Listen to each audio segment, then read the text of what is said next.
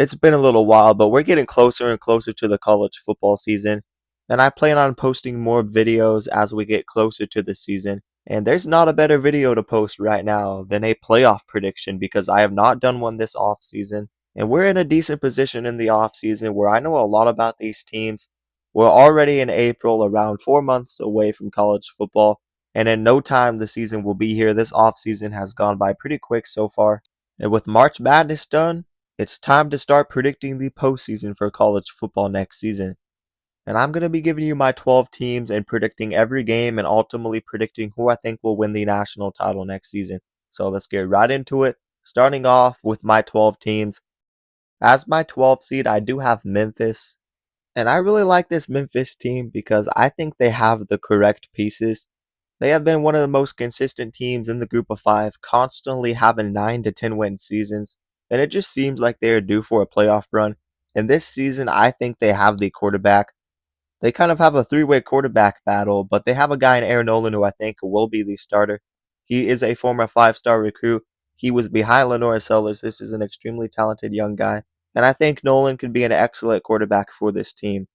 There are 72 new players, 51 new portal additions, and only a couple returning starters. Huff is a really good hire, and he's had some great success over the last few years. Did a pretty good job at Southern Miss last year, turning them from a one-win program into a contending team for a bowl game. He also had solid success at Marshall. They have some talented freshman receivers, a bunch of transfer portal additions with experience. The O-line is looking good, and the defensive line added a bunch of big portal additions. They'll have a shot early in the season to prove themselves against Boise State, and I think they could get that win on the road. I'm liking this Memphis team and the coaching staff, and I like their quarterback. I think they will be the team out of the group of five. As my 11th seed, I have Texas A&M. They have a pretty tough schedule, but I do think they'll sneak their way into the playoffs once again. I can't really trust any of the other SEC teams, and it's a tough conference over there in the SEC. But I like Marcel Reed and the receivers he has. The offensive line is one of the most experienced in the nation. A lot of those guys from the portal, albeit they should be really good at the offensive line. And that defense is looking very good. They had one of the best pass rushes last year. I think they'll have a very good pass rush again with the guys they have. Plus, they got some good defensive tackles out of the portal to help stop the run game. So their defensive run game definitely will need to improve, and they could take another step forward on defense. They got a good head coach. They have a lot of returning starters on offense and defense. I think they'll be just fine. My question is, how do they move forward without an elite offensive coordinator in Colin Klein? Because that guy is truly a great offensive mind. That could hurt them a little bit, but regardless, I still think they'll find their way into the playoffs. I think the defense is going to be really good, and they have guys on offense. I'm gonna say Michigan is the 10 seed, getting in at 9-3. Their only losses coming to top 10, top 5 football teams. Their schedule is absolutely brutal, but they're also gonna have some good wins on that schedule. Kyle Whittingham is a great head coach, highly experienced, and he has the team around him. And he's got a five-star quarterback in Bryce Underwood. He's worked very well with quarterbacks in the past. A guy like Cam Rising led Utah to back-to-back Pac-12 championships a few years back. He's bringing over some of his top defensive players from Utah. John Henry Daly is one of the top edge rushers in the nation. They should have a very, very strong defense and be more balanced. Jason Beck is also coming in as the OC, so having him work with Bryce Underwood, I think, will develop his game. I think they'll be a very fundamentally disciplined team with Kyle Whittingham, and I think they'll do the things that they need to do to get to the playoffs. So give me Michigan to make the playoffs despite a tough schedule. I have them as the 10 seed. As my 9 seed, I'm going with LSU. I think this team goes all the way. I think they'll only have 2 losses in the regular season. That's going to be very good for them in the SEC. There's a lot of things that could go wrong with this team, but I'm also trusting Lane Kiffin, and I'm trusting those offensive playmakers. They are extremely deep at wide receiver, and Sam Levitt is a guy that I think is just the best for the position at quarterback. He's a very great playmaker. He'll work very good in that LSU offense, and Jordan Seaton on the offensive line is going to make a huge difference as an outside tackle for the offense. The O-line needs to improve, and I do believe it will happen. And defensively, there are a lot of good things going for them. I expect LSU to get back to playing elite level football. I have them as the 9 seed. As the 8 seed, I have Georgia. I think they will be the SEC runner-up. And I have them as the 8 seed because there's going to be a lot of teams with very few losses ahead of them. But I'm liking Georgia. The receiving core might hold them back from taking that elite level step and being a national title contender. Definitely in this era of football. But Gunnar Stockton's experienced at quarterback, one of the more underrated quarterbacks with a great QB rating. And they have a strong defense, some young guys coming up. There's a lot of returning production, something Kirby Smart has not had in a few years. And I think they have a pretty decent foundation.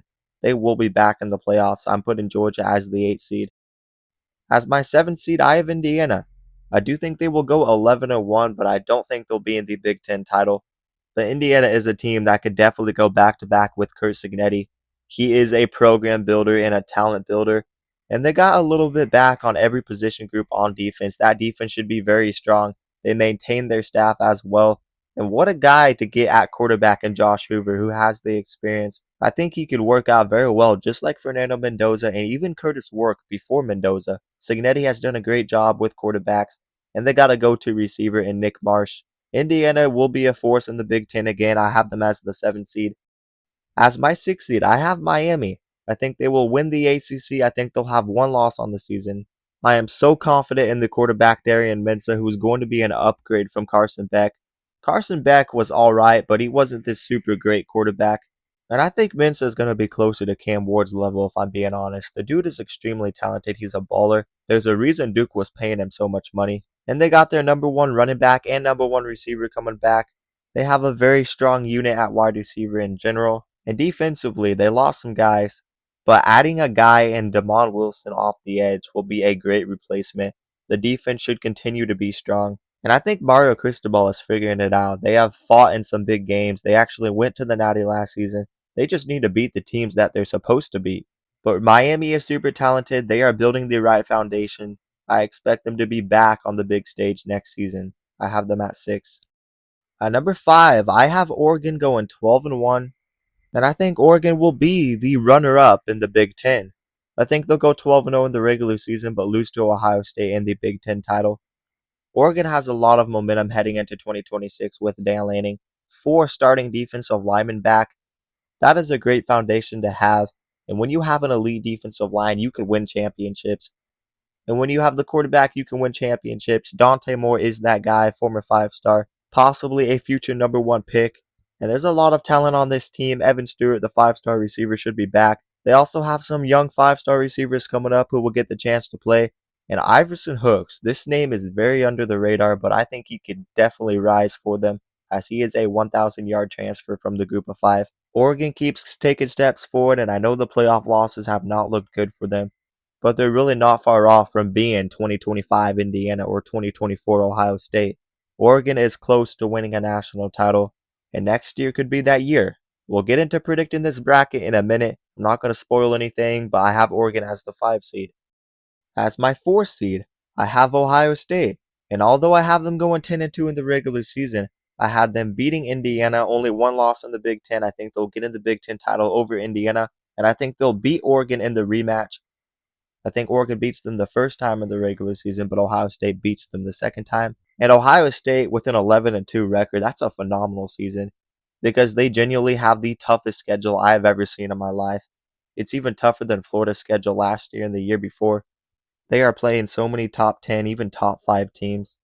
But Ryan Day will continue to do his thing. Their only 2 losses were close losses to the teams that went to the Natty last season. Matt Patricia back at the defensive coordinator is good for this team, and they add another highly experienced NFL guy as the OC. I think that could work out. With Sayan, Bo Jackson, and Smith all back on offense and a growing offensive line, they could even be better next season and go all the way to the Natty. Ohio State should definitely be strong. I have them as the 4 seed. As my 3 seed, I have Texas. I have them going 12-1 and winning the SEC. I think Cam Coleman and Ryan Wingo might be the best 1-2 in all of America at wide receiver. Ryan Wingo is a guy who is going to rise even more, and Cam Coleman is an absolute beast. He's a great addition, and I think he'll fit right in perfectly. Texas was not very deep at wide receiver last season. The offensive line has struggled, but they have made some huge additions to grow there. And defensively, they return Colin Simmons, who was one of the top edge rushers in the nation, and they add another top 5 edge rusher from Pitt. They're extremely talented, and they have been a playoff contender, a national title contender, just about every year with Steve Sarkisian outside of last season. Of course, I'm not counting the early years when Texas was still in the gutter. But I think people have forgotten just how good this Texas team is and how much talent there is, and that Sark has got them close to the national title multiple times, and I think he'll do it again next season. I have them at 3. As my 2 seed, I have Texas Tech. I think they go 13-0, and if they go undefeated, winning the Big 12, I don't think they'll be much lower, even if the teams below them are better on the field. But Tech doesn't have the most difficult schedule, and I just don't see them dropping a game. That loss they had to Arizona State last season was kind of a fluke. Their quarterback was out. They didn't even play a great game either. But offensively, they're going to improve next season, and I think that's going to help them drastically. Brendan Sorsby is a guy at quarterback. He's a dual threat. He'll give them more mobility. He'll give them more talent in general. And the running backs are both back, possibly the best group of running backs in the nation. They have a lot of reliable guys at wide receiver. They will be just fine. The offensive line will have to improve, though. But that defense, they did lose some guys, but they should still be strong. They did a good job in the portal, and there's just some great resources on this defense. I'm putting Tech at the 2 seed going 13-0. And finally, as my 1 seed, I have Notre Dame. They do not have the toughest schedule. The only game that they probably could drop is Miami, but I am going to say they beat Miami because they have it at home and because Notre Dame plays a lot better late season than they do early season. And that has showed the last few years. And if they would have gotten to the playoffs last season, they would have had the chance to do something big because they were playing their best brand of football. Notre Dame will have the number 1 defense in America, I believe. They are returning nearly all of the defense, and the secondary improves with adding a guy like DJ McKinney. That secondary is going to be unstoppable, and have fun with that. Offensively, they lose their running back. They have some young guys on offense, but CJ Carr is back. And they add some talented 5-star receivers who could definitely rise up to the occasion and take a starting spot, as well as a couple of their top receivers back from last year. Notre Dame continues to have a great foundation with Marcus Freeman. I think they have their first undefeated season with them in the regular season. So with my top 12 playoff teams out of the way, let's get into predicting this bracket. I'm going to go through it quick so this video isn't extremely long. In the first round, we have 5 seed Oregon playing 12 seed Memphis. Not much to say here. Give me Oregon dominating Memphis. Memphis will not be able to handle Oregon's firepower. What about this rematch between 6 seed Miami and 11 seed Texas A&M? That would be a lot of fun. But give me Miami. They're more balanced. I think they have a good staff as well, and they have it at home this year. I think Mensa at quarterback not turning the ball over in a more consistent run game for Miami would probably make the difference.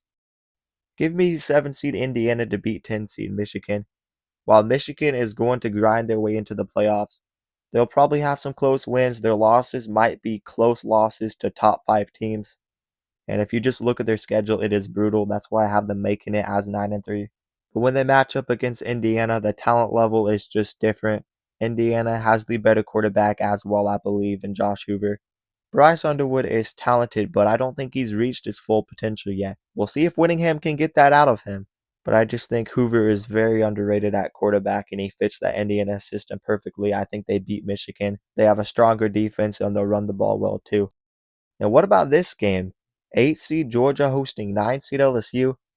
Give me LSU to upset Georgia on the road. I think the playoff success for Georgia continues to struggle, and I really love this LSU talent. I think they're going to be a wild card and unpredictable team next year that can compete with absolutely anybody. I'm really loving the talent on that LSU team, and it's going to come together in the postseason with all those pieces, I believe, and I think it will lead them to a big win over Georgia. Moving on to the quarterfinals. Speaking of LSU, I think they beat the 1 seed Notre Dame. I think the lack of competition Notre Dame has on the regular season catches up to them. And I just think LSU's offensive firepower gets the job done. And I don't think the Notre Dame offensive line is going to be that great. It could be solid, but there's a lot of young pieces and unproven pieces on the O-line. And I just love Lane Kiffin. I love that offense. I think Sam Levitt gets the job done at quarterback. Give me LSU with the upset win over Notre Dame. Notre Dame will drop their first game in the playoffs. Now we have 2 seed Tech playing 7 seed Indiana. A battle of great quarterbacks in Sorsby and Hoover. But give me Indiana. I think they'll have a stronger defense. I expect the Tech defense to take a bit of a step back. And I just cannot count out Kurt Cignetti. This team is elite and they will compete with the best of the best. I think 3 seed Texas and 6 seed Miami could potentially be a national title game, but give me Texas and Steve Sarkisian to get the job done. I think Arch Manning could have a coming out party in this game. It's going to be a battle of a ton of talent, but I like Texas and the overall talent to get the job done. And we move on to another incredible game with 4 seed Ohio State, 5 seed Oregon for the third match. I think this time around Oregon wins it. At some point, we're going to see a team play 3 times. And it could happen in the Big Ten with how competitive that conference is at the top. But I think it's Oregon's year to finally get a big playoff win. I think they have a better foundation on defense. And I don't think an offense is just going to run through that defense as prior years. We move on to the semifinals. Give me 5 seed Oregon over 9 seed LSU. I just think Oregon will have more balance on the line of scrimmage and they have the better staff. And finally, we have 3 seed Texas, 7 seed Indiana. I am really loving Texas next year. Indiana had their year last year, but I think Texas makes it to the national title game with a huge win over Indiana. I think Arch Manning's going to be playing the best ball of his career, and I think Ryan Wingo and Cam Coleman are just the better receiving core for Texas, and that defense will hold up as well. It's going to be a very close game, but I think Steve Sarkisian finally proves himself as one of the better coaches in America. But in the national title game, we have 2 rising coaches, 5 seed Oregon, 3 seed Texas. Daniel Lanning, Steve Sarkisian, both coaches searching for their first national title. Give me the Oregon Ducks. I think they have more on the defensive line, and I'm taking Dante Moore over Arch Manning. I'm taking the Oregon experience. They're very experienced on the defense and on the offense and in the coaching staff as well. It's about time Daniel Lanning got his time to shine there, and I think they win the national title on the biggest stage. But anyways, I hope you guys enjoyed this video and my 12-team playoff prediction for 2026. I might do another one in June, July, maybe August. You guys let me know what would you change about my 12-team playoff down in the comments below. Now let me remind you guys to like the video and also subscribe to the channel and turn on notifications so you never miss an upload. And if you guys love college football, then you'll love this channel because we upload a ton of college football content and we basically cover everything on this channel. So definitely consider subscribing. And also consider checking out my socials down in the description below, where you can join my channel membership for $5 a month. That will include exclusive perks like talking college football with me Saturday mornings before the games start, which would be during the season. I know the off season's a bit quiet, but this channel and my community should be more active during the season. So if you want to get in on the action and talk college football with me, the information is down in the description below. And that will do it, guys, and peace out.